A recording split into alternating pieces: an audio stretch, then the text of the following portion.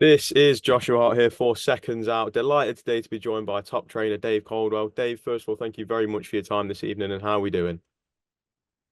Very good, thanks, mate. Very good. How about you?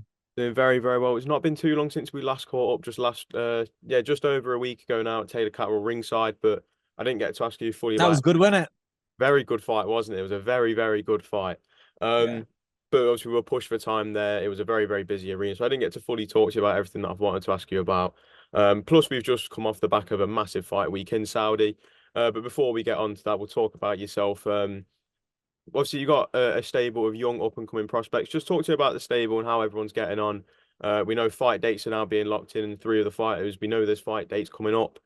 Just talk to you about the stable and how's everyone getting on.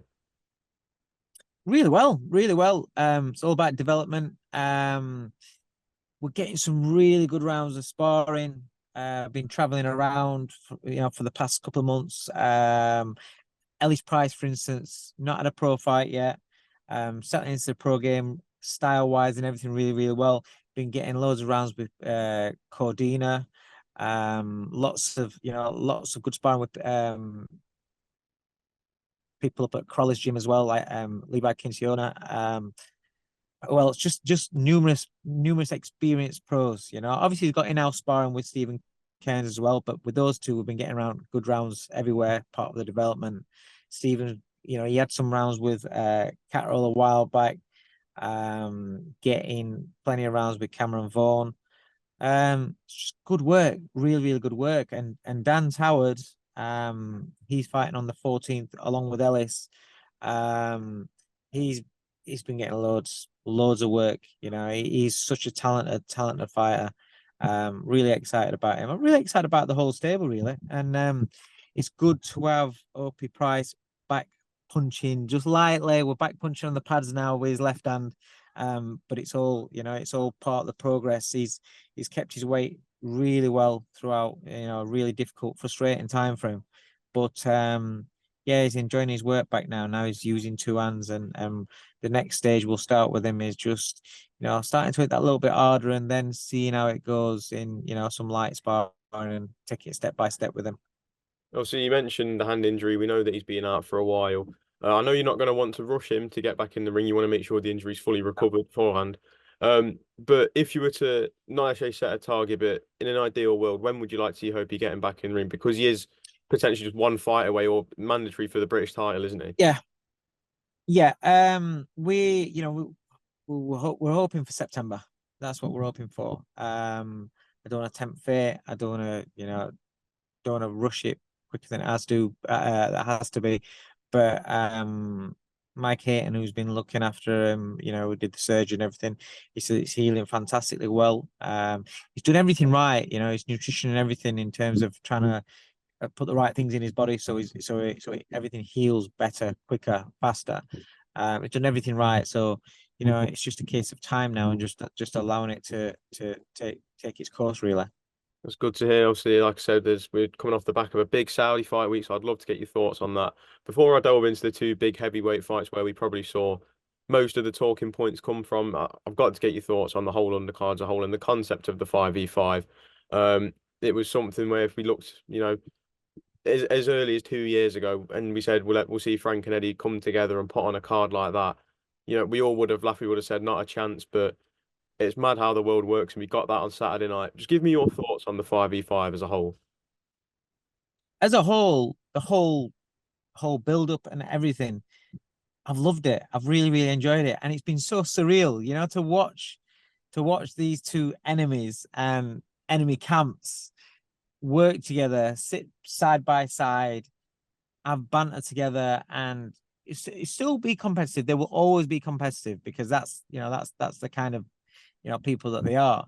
Um, but to not have that the bitterness and the bitching and they're trying to plot against each other in a way that stop fights from happening. To have that taken away and see these guys sat next to each other and having a bit of banter, it's brilliant. And to listen to how, you speak to people from both sides and they're actually saying, do you know what? He's actually all right. He's better than what I thought. He's not what I thought. And, they've got respect for each other. And I'm not saying they're going to be best mates and going to each other's weddings and and Christmas parties. I don't think they'll have a merged office Christmas party between Matchroom and Queensbury. But there are relationships there now where it means that business wise, business is getting done. It's even away from the 5v5. You've got Liam Davis against Shabazz Masood. Great fight. Would that have happened without it being forced or anything in the past? Would it? Heck, we've got opportunities now to make some great fights, and we're gonna keep making great fights, and it's exciting. It's great for the sport, great for British boxing as a whole, because you can build up America and all that sort of lot that you want. Yeah, it's great, but we need to take care of our own. And this is fantastic for British boxing. The show itself, the event itself, I thought was brilliant. I really enjoyed it. Really, really enjoyed it. From top to bottom, the fighters put everything on the line. They represented themselves. They represented the promotional stables, fantastically well, and they represented the sport really, really well. So yeah, I loved it. The stories that were involved, like Willie Hutchinson. I've only seen glimpses of Willie, and I've only ever seen him fight at a lower level, obviously. So you don't know unless you watch him in the gyms and you see the developments, you don't know how good they are. And I didn't, obviously he's had his problems and things like that, and I didn't think that. I thought it would come down to experience, and I thought Craig Richards, although I knew he's a slow starter, I thought Craig would make him work early doors, and then I thought Willie had probably run out of steam, and the experience had have not been able to manage those rounds, had catch up with him, and I thought Craig had beat him down the stretch. But Willie just baffled and bamboozled him from round one. Boxed really, really well, and he kept the pace at his own pace, what he was comfortable with. So he didn't expend much energy in the early rounds. So then when Craig started upping it, I mean, the work that Craig was doing early doors, the jabs, the right hands to the chest and the body were really good. Just there wasn't enough of it. And then because Willie was taking it out of Craig himself, and it looked really ponderous going forward in his attacks, in the later part. And then it became, a rough fight when Willie did start getting tired, but he managed it really well. He rode it out, and it was a really, really good performance, a coming of age performance for him. And then I saw his interview afterwards when he's in the changing rooms, and then you see what it means to him and his family and what they must have been going through. It's things like that in this sport that happen that make you realize, it's not just boxing is not the prize fighters. It's about money, but there's a lot more to it than things like that. There's a lot more to it than belts, and these are kids' dreams. And there's sport in particular, but boxing, in our game, it allows people to get through dark times, and it allows people to achieve something in life that means something. Like, no matter what, you can strip, when a fighter has worked so hard to become a title, and you can strip him of a title, it pisses him off, yeah, but you can never take the fight away that became a champion. They can lose the title, but you can never, once they've been a champion and once they've achieved a goal, achieved a dream, you can never take that away from them. And it's nice when you see stuff like that. And when you see things like that, if you're proven wrong yourself because you didn't think someone was going to do something, you're happy for him. It's like, good. Actually, I've changed my mind just before the fight, and I put a tenner on Will, and I got £22.50 back. So, so yeah. But that's what this card was all about. Is like, you were swaying who's going to win, and then you gun swayed. You have to make a decision, right? Go on, and some you win, some you lose. Nick Ball, and another one I thought was a really, really good fight. Really good fight. I felt going into the fight that he should have been a world champion. He should have had his moment already. So that was nice that he got his moment. If you want me to be honest, I had it where Ball was in control, and I thought Ford was fighting the wrong type of fight to start off with, standing with him, and it was almost like he was trying to outmacho him. You don't have to prove to somebody that they're not stronger than you. You have to be smarter than them. And I thought it was a little bit green, a little bit foolish to fight Ball's fight, because you want to at least try and make Nick have to work hard to get to you, because once he gets to you, it's going to be really hard work for you. So at least try and make him work hard closing that space. But when you just stood there, he's not actually having to work hard to do what he wants to do. So you're not really taking anything out of him. He can keep going at that all the time. And, later on in the fight, obviously he then started, fighting at his own distance. And then it became, he busted his nose and he hurt him a few times. And it became like, he's closing the gap here. And, it's one of those fights where a round or so either way you can go with. And I thought the judges' scorecards were good, because none of them, we didn't get a stupid scorecard where it's miles to one. It's one of those fights where you could go with, with either man. So yeah, I thought those two were outstanding. Daniel Dubois is so, again, and somebody else where you're actually pleased for him to prove you wrong, to prove themselves right, because he went through a couple of fights where he's thinking, you know what, he's got all this ability, he can punch, he's got a good jab, he's tough, athletically he's got it all, and you think, but mentally he just doesn't seem strong enough. When it gets tough, he's going to look for the way out, and he's not comfortable in that position. I think the Jarrell Miller fight completely flicked a switch in his brain and thought, do you know what? I can tough it out. I can grind it out. I have got it in me. And then you saw that, because right from round one, Hrgovic was bombing him with those right hands. Absolutely bombing him with those right hands. And, some he took without a flinch and some hurt him. But he stuck with what he was doing. And he's found that inner dog in him. And he's an handful, a real handful. And, I think I've met him to say hello once. But he seems a really nice kid. He seems like a bit of a big softy sort of thing. And to see him turn it around in boxing, it's the most unforgivable thing if people think that you've looked for a way out, if you've took a knee, if you've, in MMA and stuff like that, you can tap out, and nobody thinks anything about it. In boxing, if you check out like that, then people don't let you forget it. And to see what he's done in his last two fights now, he's only a young kid as well. It's really, it's really good to see. And one of the fighters that one of them was Dubois, but I also wanted to get your thoughts on Hamza Shiraz. Obviously made Queen captain. There's a lot of pressure on his shoulders. He's a young man as well, and he lived up to all expectation. A 14th stoppage in a row for him now. What is next for Hamza Shiraz?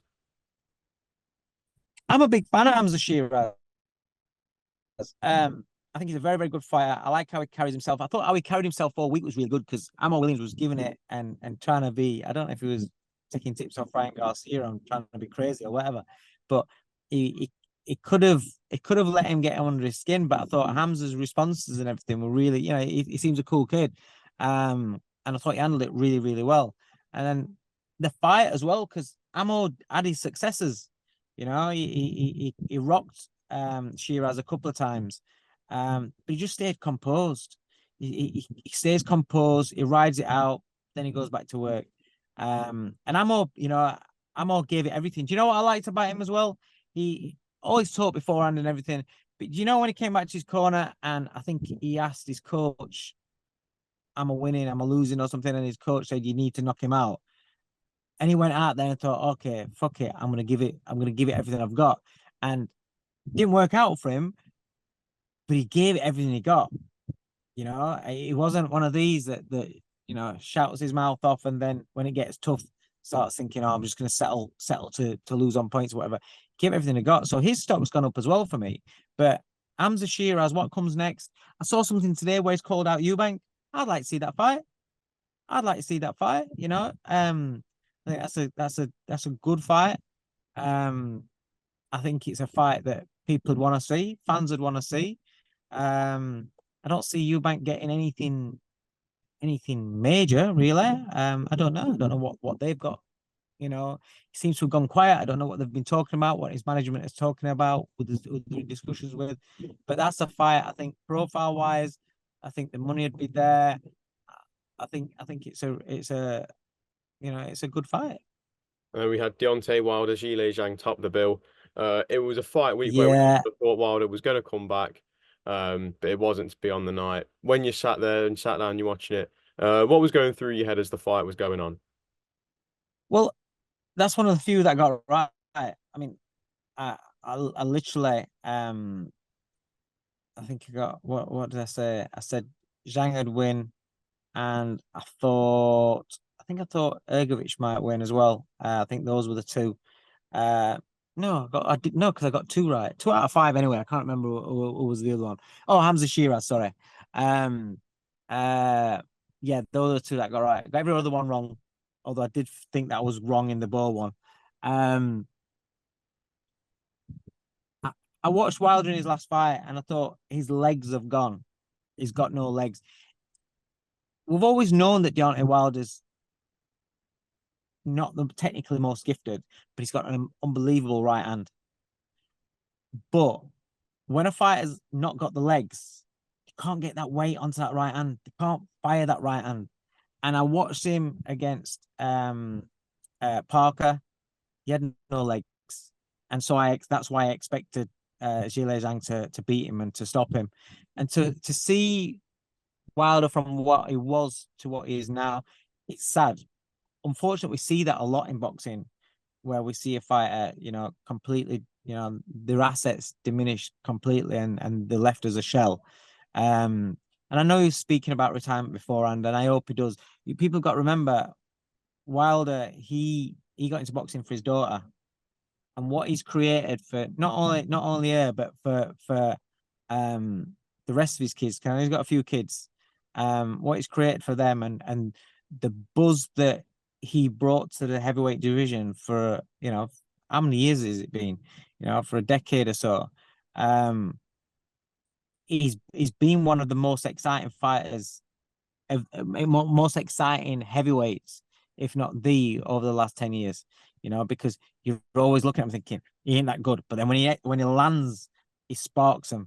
It's that stunning kind of knockout that you want to see in the heavyweight division. And he's been world champion. He's brought excitement. He's brought the buzz to the sport. And so I'm not a fan of this where people just slate all his previous achievements and what he's done as though he's been a nobody of the sport. He's been right up there, and he's brought us excitement levels. There are very few fighters in the world that bring pure excitement that you switch on and are going to give you excitement. I just think that his technical flaws caught up with him in the Fury fights. And I think the punishment that he took off of Fury in the second and the third fights, I don't think he's ever been, boxing wise, he's never recovered from it, and he won't recover from it. So I would like to see that that's the end of him now. So you kind of ticked off the two questions that I had. Was one, should he retire, and two, the legacy that he's left behind. But I don't think anyone could have said it better there about his legacy and the excitement. But one of the things that has come to mind, so we talk about the influence of Turki Al-Sheikh and his excellency and all these big fights that he's creating. But one of the big fights that we have missed out on, just simply the fact that he wasn't involved in the sport at the time, was Anthony Joshua, Deontay Wilder. Do you feel we've been robbed of that fight? Oh, 100%. Any fan is going to say the same thing. Of course, we've seen it so many times in the past. Lennox Lewis and Riddick Bowe. We didn't see that. Domestically, we didn't see Ricky Hatton and Junior Witter. Now Anthony Joshua against Deontay Wilder. How many times did we talk about that fight? How many times did we want to see that fight? But the problem is, managers, promoters, they want to build it up. Oh yeah, but if we wait another 2 more fights, it's gonna be bigger. Oh, it's already worth this, but it'll be even bigger. It's greed. Get it done. Get the fights done, and then if they're a good fight, you got a rematch. If it's a good fight, you've got a rematch, and then you can double up your money. Just get the fights done. And I think with Turki Al-Sheikh, He's making the fights that we want to see.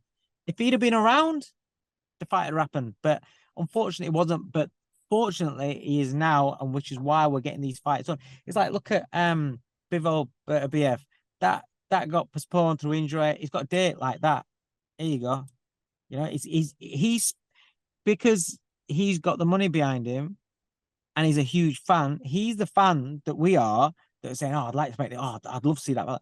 But he's in a position where he doesn't have to just love to see that fight. He actually can make the fights happen, so he does see that fight, and that's what he's doing, and it's brilliant for the sport. It's good that he's taking it to America. They're talking about September over here, so it's not just in Saudi. I get fans saying, "Oh yeah," but what I don't get is that they're making out as though it's something new.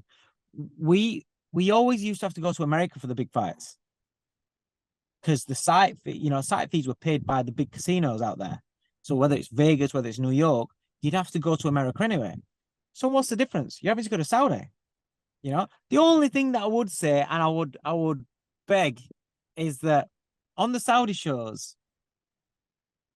I don't understand. It doesn't need to be as late. It doesn't need to go on as long and be as late because it's late out there. So it doesn't need to be that late out there. So then it wouldn't be as late over here. So that's the only thing I would say. People talk about atmospheres. It's building. It's something new that they're building, they're creating.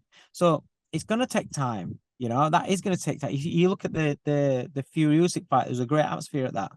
You know, this one, it was our names, our domestic names that aren't big names as such yet. Not many of them were big names. So if that was over here, that people want to say, oh, it packed out. It probably, I don't. If it was just those fights, then I don't think it'd have been a huge event outside boxing fans. You know, I think the whole Saudi thing's bringing it out to the average person on the street. The average person on the street now are all talking to me about Saudi and the Saudi shows. So it's doing a bit of a profile job on the fighters that are boxing these shows as it is. But in terms of gate over there and people traveling, it's going to take time. And obviously, a lot of people went over. There was a lot of Brits there for the Fury Usyk fight, you know, and there was a lot of Brits there for the AJ and Ngannou fight. They've only got so much money, so when you're putting them on quite close together, not everybody's going to be going over there. So, you know, they're going to be saving it for the big superstar names.